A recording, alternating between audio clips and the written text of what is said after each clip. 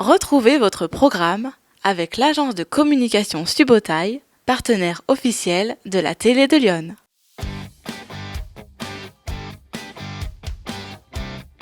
Allons à la direction de Sens pour passer un agréable moment devant un jeu de société dans la boutique L'Acrico Jeux, dont la particularité est d'avoir des jeux de société modernes.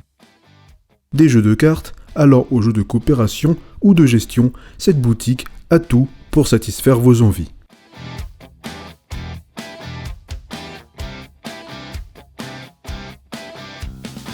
Alors, jeux de société moderne, qu'est-ce qu'on entend par là? C'est tous les jeux qui sont sortis à partir des années 2000, 90-2000, et qui n'ont donc rien à voir avec les grands ancêtres qu'on a pu connaître quand on était jeune, sur lesquels on s'ennuyait beaucoup. J'ai des jeux qui vont commencer à partir de 2 ans jusqu'à 77 ans et plus. Après, si je me fie aux gens qui viennent m'acheter les jeux, 80% des gens qui m'achètent des jeux les achètent pour eux et sont des adultes. Je pense que le jeu de société a une belle analogie à faire avec le cinéma. Je regarde des choses récentes qui sont en phase avec la société, en phase avec qui je suis. Quand je joue avec des jeux de société, aujourd'hui c'est pareil. J'ai arrêté de jouer aux jeux de société qui sont sortis dans les années 1900 ou 1950. Fabien Descamps, le gérant de la boutique, vous a proposé des coups de cœur du moment, accessibles pour tout le monde. Alors j'ai pris 3 jeux un peu différents qui parlent un peu de choses différentes mais qui ont pour intérêt d'être faciles à aborder pour une première partie. Similo Harry Potter, c'est un jeu dans lequel on va devoir travailler tous ensemble pour trouver une réponse. Réaction, on est sur un jeu coopératif. On va tous gagner ensemble ou tous perdre ensemble contre le jeu. Qu'est-ce qu'il y a dans cette petite boîte? Dans cette petite boîte, on va avoir plein de cartes avec des personnages issus de la franchise Harry Potter. L'idée, il va y avoir un joueur qui va avoir un rôle de maître du jeu, de conteur, tout le monde l'appellera comme il veut. Il va voir une carte, la regarder, la poser face cachée sur le reste des cartes, sortir 12 cartes du paquet, les mélanger, les poser au hasard sur la table devant lui. Son objectif est de réussir à faire redeviner aux autres joueurs quelle est la carte qu'il avait vue. Pour ce faire, il va avoir le droit d'utiliser 6 cartes qu'il a en main. À chaque tour, il posera une carte face visible, soit il la posera dans le même sens que les autres pour dire « ma carte a quelque chose en commun ». J'en sais rien, j'ai pris Harry, j'ai mis Hermione à côté, ces deux amis, ils ont plutôt des choses en commun. Ou alors, elle a strictement rien à voir, j'ai Harry Potter et puis à côté, j'ai un mange-mort. On va devoir au fur et à mesure déduire quel est le personnage que le maître du jeu avait vu en début de partie. C'est des parties qui durent moins de 10 minutes, qu'on peut répéter et enchaîner, et qui vont se renouveler au fur et à mesure sur qu'est-ce qu'on perçoit dans les personnages, c'est-à-dire qu'est-ce qu'ils ont en commun. Ensuite, on va avoir du mot malin. Mot malin, moi, c'est le jeu que j'aime bien sortir quand je suis à l'apéro, que j'ai un petit truc que je veux faire rapidement sans me prendre la tête, dans lequel je peux expliquer des règles à des gens qui ne jouent pas en moins de 3 minutes. Dans Mot malin, on va devoir essayer de se faire deviner des mots les uns les autres. Et l'idée, on va avoir une grille qui est composée de lettres et de nombres, donc A, B, C, D, E, 1, 2, 3, 4, 5, et grosso modo, il y a des coordonnées qui vont être associées. Au début de la partie, il n'y a aucune coordonnée qui sont posées, par contre, il va y avoir pour chacune des lignes et des colonnes un mot-clé qui va y être associé. On va devoir faire deviner des coordonnées aux autres. Pour ce faire, on va piocher une carte qui va me donner une coordonnée à faire deviner au hasard. Je vais devoir faire deviner, j'en sais rien, le mélange de Docteur et d'Angleterre.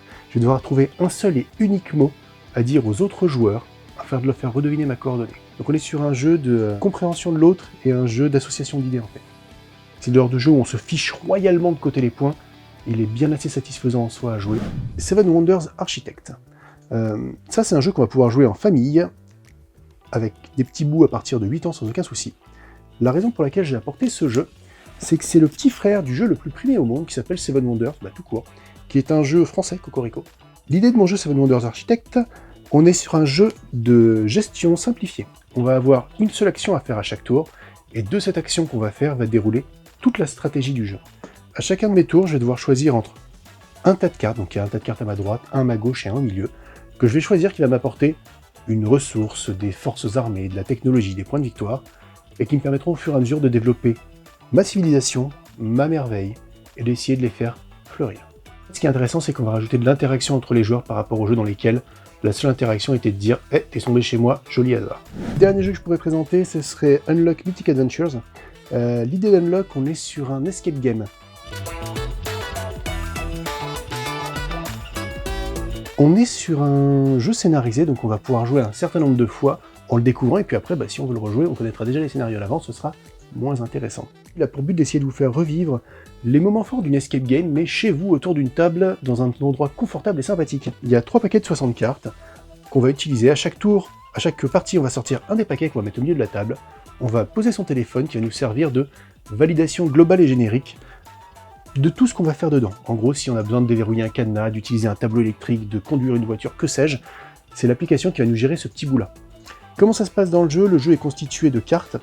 Les cartes vont avoir des indices, des informations à chercher, des problèmes à résoudre, plein de choses à faire ensemble avec les autres joueurs à la table, ça se joue de 1 à 6. Dans chaque boîte, on a toujours un scénario facile à aborder, un scénario un peu plus dur et un scénario franchement dur. Pour avoir l'occasion de tester ces jeux, il y a la possibilité de venir dans cette boutique qui organise des événements les vendredis soirs, samedi après-midi et samedi soir de 20h à minuit. Tous les publics sont bienvenus, on n'est pas trop méchant, on mord pas trop fort, enfin pas tout le temps.